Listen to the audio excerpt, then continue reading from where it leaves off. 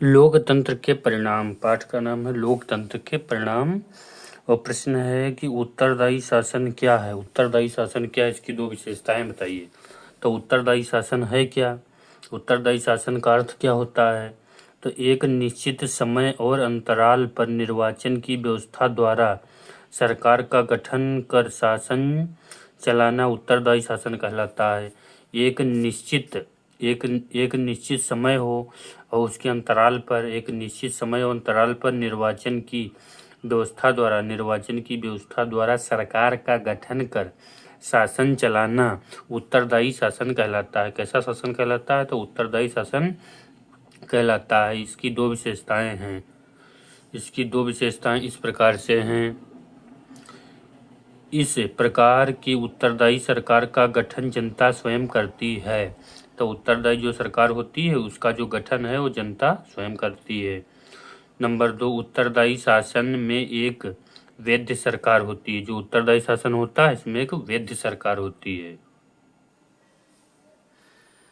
देखिए फिर भारत में लोकतंत्र की किन्हीं दो चुनौतियों का उल्लेख कीजिए कि भारत में लोकतंत्र के सामने कौन सी जो चुनौती हैं। तो भारत के किन्हीं दो प्रमुख चुनौतियों का लोकतंत्र की किन्हीं दो चुनौतियों का वर्णन कीजिए। तब देखते हैं कौन कौन सी चुनौती आती हैं लोकतंत्र के सामने। तो भारतीय लोकतंत्र के समक्ष चुनौतियां। तो भारतीय लोकतंत्र के समक्ष मुख्य चुनौतियां निम्नलिखित हैं। नंबर 1, सामाजिक और आर्थिक असमानता। जो समाज हमारा है, जो भारतीय समाज है, इसमें सामाजिक और आर्थिक असमानता है। समाज में कोई अमीर है तो अमीर ही है, कोई गरीब है तो गरीब ही है। ये भी जो है लोकतंत्र के सामने एक चुनौती है। भारत में प्राचीन काल से ही सामाजिक और आर्थिक असमानता पाई जाती है।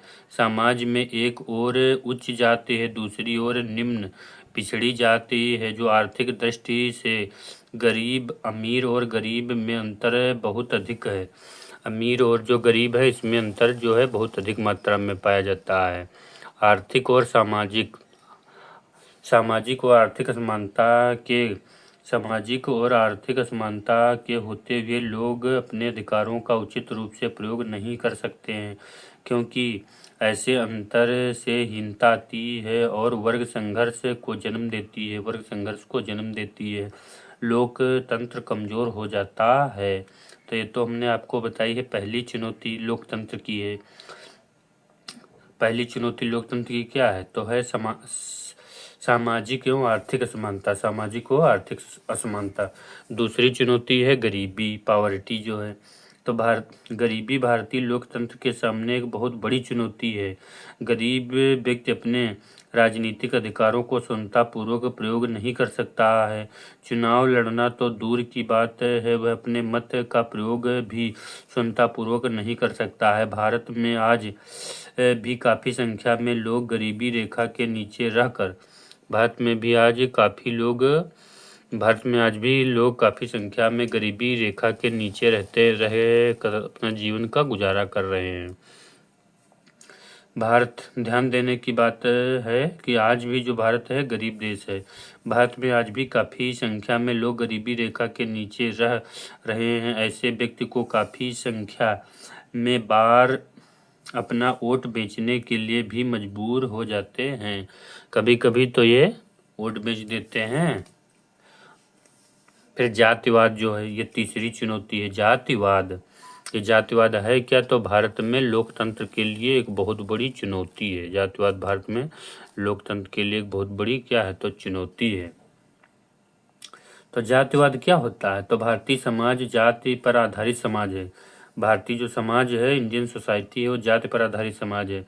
जातिवाद भारतीय लोकतंत्र के लिए एक बड़ी चुनौती बना हुआ है। जातिवाद जो है एक बहुत बड़ी चुनौती बना हुआ है लोकतंत्र के सामने। चुनाव के समय विभिन्न राजनीतिक दलों द्वारा, जो अनेक राजनीतिक दल हैं उनके द्वारा अपने उम्मीदवारों का चुनाव प्रायः जाति के आधार पर ही किया जाता है। चुनाव जो है वो जाति के आधार पर होते हैं। चुनाव प्रचार में जातिवाद पर भी बहुत बल दिया जाता है। जाति के आधार पर ही चुने गए प्रतिनिधि अपनी जाति के हित को सुरक्षित रखने के लिए ध्यान देते हैं, और जो प्रतिनिधि सेलेक्ट किए जाते हैं वो भी अपनी जाति का हित चाहते हैं, दूसरी जाति का हित नहीं चाहते हैं। कई बार तो राष्ट्रीय हितों को जाति के हित के लिए कुर्बान कर देते हैं।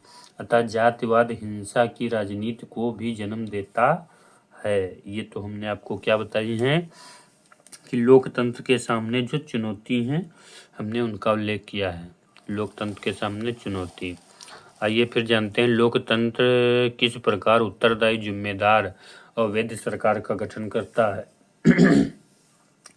तो लोकतंत्र किस प्रकार उत्तरदायी, जिम्मेदार और वैध सरकार का गठन करता है। लोकतांत्रिक शासन एक उत्तरदायी शासन होता है। लोकतांत्रिक शासन एक उत्तरदायी शासन होता है। उदाहरण सहित लिखिए, लोकतंत्र एक उत्तरदायी और वैध सरकार है। स्पष्ट कीजिए, लोकतंत्र उत्तरदायी, जिम्मेदार और वैध सरकार का गठन करता है। वैध सरकार का गठन करता है। तो लोकतंत्र में सरकार जनता के प्रति क्या होती है, उत्तरदायी होती है। तो लोकतंत्र में सरकार जनता के प्रति उत्तरदायी होती है और जवाबदेही पाई जाती है, उसे जवाब भी देना होता है। सरकार का गठन मतदाताओं के मतों के आधार पर होता है। तो सरकार का जो गठन है वो मतदाताओं के मतों के आधार पर होता है। नागरिक अपने ऊपर शासन करने वाले प्रतिनिधियों का चुनाव करते हैं तथा उनको यह अधिकार प्राप्त होता है कि वे शासन में उनके कार्यकलापों और नीतियों के संदर्भ में पूछताछ कर सकते हैं। अगला 2 नंबर है कि लोकतंत्र में सरकार वैध होती है। लोकतंत्र में सरकार क्या होती है, वैध होती है, क्योंकि सरकार का गठन मतदाताओं द्वारा होता है। जनता जिस भी राजनीतिक दल की नीति और कार्यक्रमों से संतुष्ट होता है उसे अपना मत प्रदान करती है।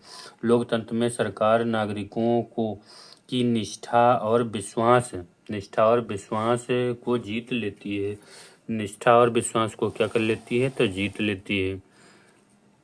3 नंबर है, अनेक देशों में ऐसे तरीकों को अपनाया जा रहा है। अनेक देश हैं जिसमें ऐसे तरीकों को अपनाया जा रहा है जहां नागरिक निर्णय लेने की प्रक्रिया में सहभागिता रखते हैं, क्योंकि सरकार के निर्णय सभी नागरिकों को प्रभावित करते हैं। इस प्रकार लोकतंत्र का मौलिक परिणाम यह होता है कि वह ऐसी सरकार नागरिकों को प्रदान करती है जो अंतर्गोत्वा नागरिकों के प्रति उत्तरदायी होते हैं। अगला देखिए 4 नंबर, लोकतंत्र में जिम्मेदार सरकार होती है। कैसी सरकार होती है, तो जिम्मेदार सरकार होती है। यह अपने देश के नागरिकों और मतदाताओं एवं निर्वाचन मंडल के प्रति जिम्मेदार होती है। यह अपने नागरिकों की राय और आवश्यकताओं और उम्मीदवारों के प्रति सचेत रहती है। लोकतंत्र में जिम्मेदार सरकार होती है। यह अपने देश के नागरिक हैं, मतदाता हैं, निर्वाचक मंडल के प्रति जिम्मेदार होती है और अपने नागरिकों की राय और आवश्यकताओं और उम्मीदवारों के प्रति सचेत रहती है। 5 नंबर, लोकतंत्र वैध सरकार होती है क्योंकि सरकार निश्चित अवधि के लिए सत्ता में बनी रहती है। निश्चित अवधि होती है तो सत्ता में बनी रहती है। इसकी अवधि सामान्यतः 5 वर्ष की होती है। अवधि समाप्त होने से पूर्व भी मतदाताओं से पुनः कार्य कराने की स्वीकृति प्रदान करती है। चुनाव के उपरांत संविधान के अनुसार कार्य करती है। जब सरकार विधायिका में बहुमत खो देती है तो तुरंत त्यागपत्र दे देती है। जब बहुमत विधायिका खो देती है तो उसे तुरंत त्यागपत्र देना पड़ता है। मतदाताओं से पुनः जनादेश प्राप्त करने के लिए चुनाव मैदान में आ जाती है। इस प्रकार से हमने आपको बताया है कि लोकतंत्र किस प्रकार उत्तरदायी है और वैध होता है। किस प्रकार उत्तरदायी है और किस प्रकार से वैध होता है। लोकतंत्र का क्या अर्थ होता है, इसकी 4 विशेषताओं का वर्णन कीजिए। लोकतंत्र का क्या अर्थ होता है, इसकी 4 विशेषताएं लिखिए। भारतीय लोकतंत्र की किन्हीं 2 या 3 विशेषताओं का वर्णन कीजिए। लोकतांत्रिक शासन प्रणाली से होने वाले कोई 4 लाभ लिखिए। लोकतंत्र के किन्हीं 3 लाभों का उल्लेख कीजिए।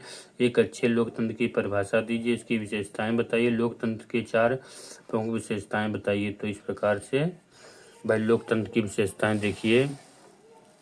तो लोकतंत्र अब्राहम लिंकन के अनुसार लोकतंत्र की परिभाषा क्या है। तो अब्राहम लिंकन ने क्या बताया, लोकतंत्र जनता का जनता के लिए जनता द्वारा शासन है। लोकतंत्र जनता का जनता के लिए जनता द्वारा शासन है, अब्राहम लिंकन की परिभाषा है। फिर अब देखिए विशेषताएं कौन सी हैं लोकतंत्र की। विशेषताएं सुनते हैं लोकतंत्र की कौन सी भाई विशेषताएं हैं। तो लोकतंत्र नागरिकों के अधिकारों, लोकतंत्र जो है नागरिक के जो अधिकार हैं, फंडामेंटल राइट हैं और स्वतंत्रताओं को बनाए रखती है तथा उनके उचित सम्मान भी प्रदान करती है। क्षमता भी बनाए रखती है, अधिकार भी बनाए रखती है। लोकतंत्र नागरिकों के अधिकारों और क्षमताओं को बनाए रखता है तथा उनकी उचित सम्मान भी प्रदान करता है। लोकतंत्र सहमत का शासन है। लोकतंत्र सहमत का शासन है। लोकतंत्र में जनता यह अनुभव करती है कि वह स्वयं अपने ऊपर शासन कर रही है। लोकतंत्र में नागरिक सरकार के साथ पूर्ण सहयोग करते हैं। लोकतंत्र में नागरिक सरकार के साथ पूर्ण सहयोग करते हैं। तो लोकतंत्र में कानून जन इच्छाओं, तो लोकतंत्र में जो कानून है, लोकतंत्र में कानून जन इच्छाओं आकांक्षाओं, मतलब लोकतंत्र का जो कानून होता है वो लोगों की इच्छाओं आकांक्षाओं का प्रतिकूल होते हैं। कानून जनता की इच्छाओं के अनुरूप बनाए जाते हैं। यदि सरकार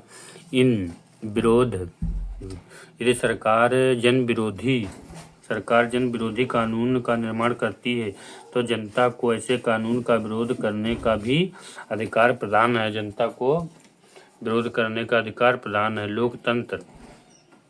लोकतंत्र नैतिकता और आदर्श पर भी बल देता है। लोकतांत्रिक शासन प्रणाली की समस्याओं का समाधान शांतिपूर्ण तरीके से होता है। लोकतंत्र विश्व शांति, मानवता तथा प्रेम के मार्ग को प्रशस्त करता है। तो प्रशस्त करता है। ये थी लोकतंत्र की विशेषताएं।